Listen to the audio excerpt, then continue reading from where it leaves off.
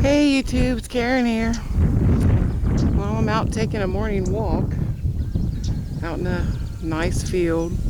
This is a part of our wildlife area in our state park that I visit, and this field is a dog training area, so they don't spray it. There's never no crops in here, so it's a nice place to look for wild edibles or medicinal edibles. And a lot of you know, some of you don't, that I've actually quit smoking. Been not smoking now for almost a month, and I'm not really having a hard time with it, but I am looking for mullein, and I found it. It's pretty easy to spot in a field. It grows really tall, like you see in the frame there, and it's got yellow flowers. We're going to take a look at it, but I've always known that mullein is great for respiratory issues, asthma. It's an expectorant. It cleans your lungs, basically, is what I heard one herbalist say. But it's great for coughs and congestion, asthma, any respiratory things like COPD, things like that. So that's what I'm after today. But I've been doing a lot of research on it, which I typically do when I go after, wild edibles or medicinal edibles. You should never, ever, ever eat anything from the forest or anything unless you've done your own research and you've positively identified it. Because there are lookalikes to a lot of plants, and they can cause you to get sick or sometimes death. So typically what I do is I will research something. I will first look on YouTube, and I'll watch a lot of videos. I want to see if everybody's saying the same thing. Plus I can get a really good visual on YouTube, because some of the books, they don't show very good pictures. So I'll do that, and I've watched a lot of videos, and I've always known about mullein. I just have never come out and collected it. But I'll do that, and then I have some other books of my own. Then I have some other herbal sites that I like to visit, like to find out information about it like that. But I've actually learned a lot in this last round that I started looking at mullein, and I want to share that with you. And then we're going to go up there and take a look at the plant and collect some leaves. Now, if you reference the Peterson's Wild Edible Books, it's on page 172. It's called Common Mullein. And in their medicinal book, it's on page 130.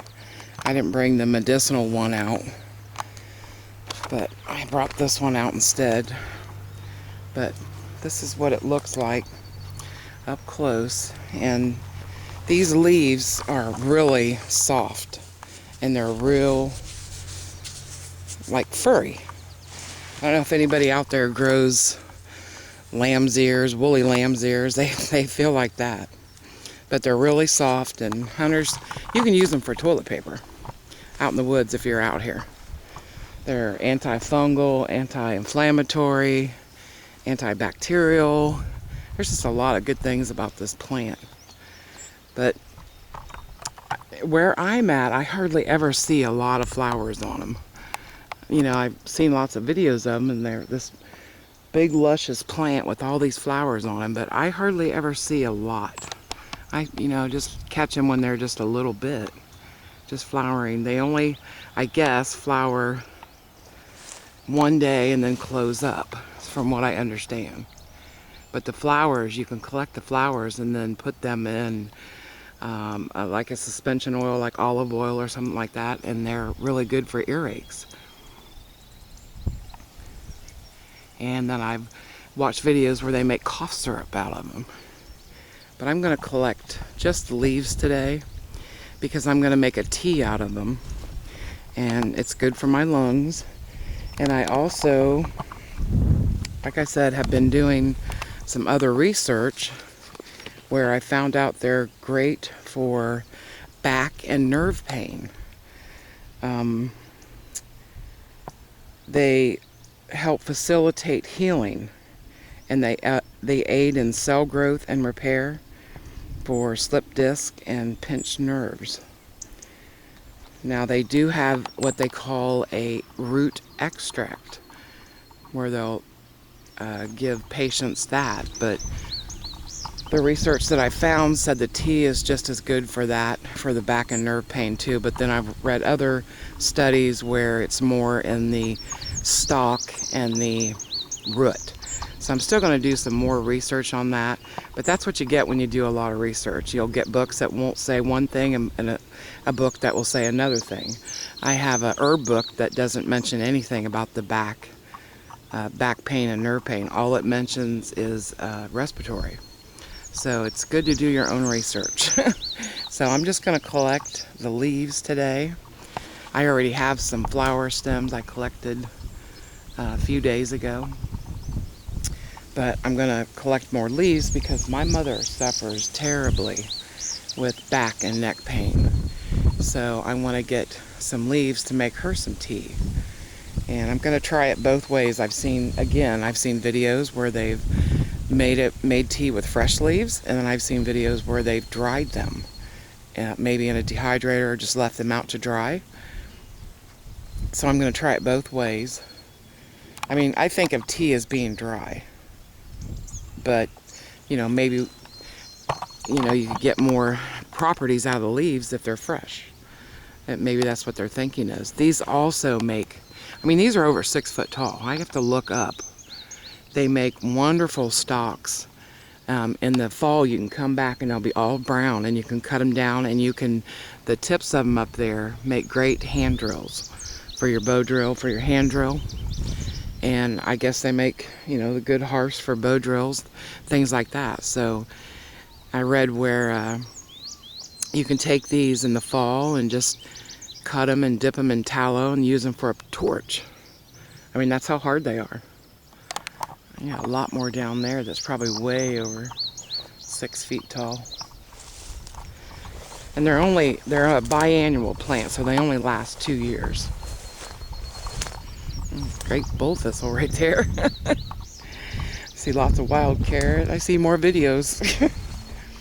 But look at these, are really tall. That one there especially. That's way up there. So there's plenty to harvest from. I'm not, taking too much of the resource or anything like that. So I'm going to get the leaves and then I'll get right back to you.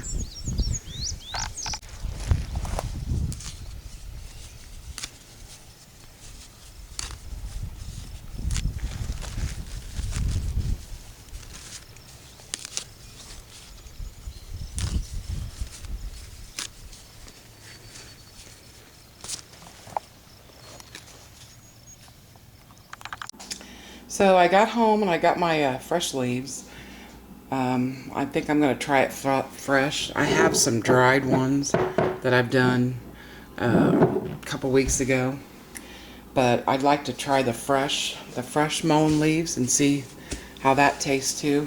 When I do the dry tea, it's kind of a light yellow color, but that's a 2-cup measuring cup. I'm going to cut 3 leaves up, and then bring my water up to a boil, and then pour it over it and let it steep about 20 minutes.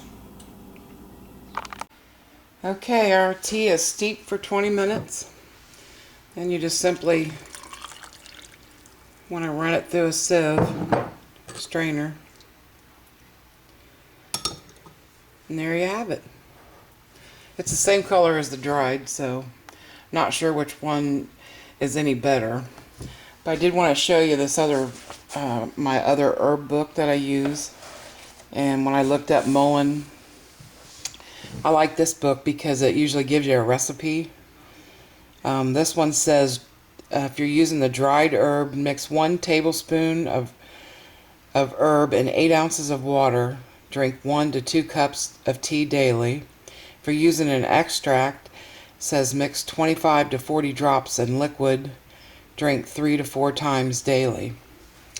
And then under the personal advice, just says that this herb is good to have handy for flu, accompanied by stomach cramps and a chest cold. For those of you that can find the actual plant, It said the leaves can be boiled in water and the steam can be inhaled to relieve coughs and congestion. So I often will use this book to look up things that I want to research too. But I'm going to start drinking the tea, and I'm going to start giving it to my mom, and I'll keep you updated. Thanks for watching, everybody.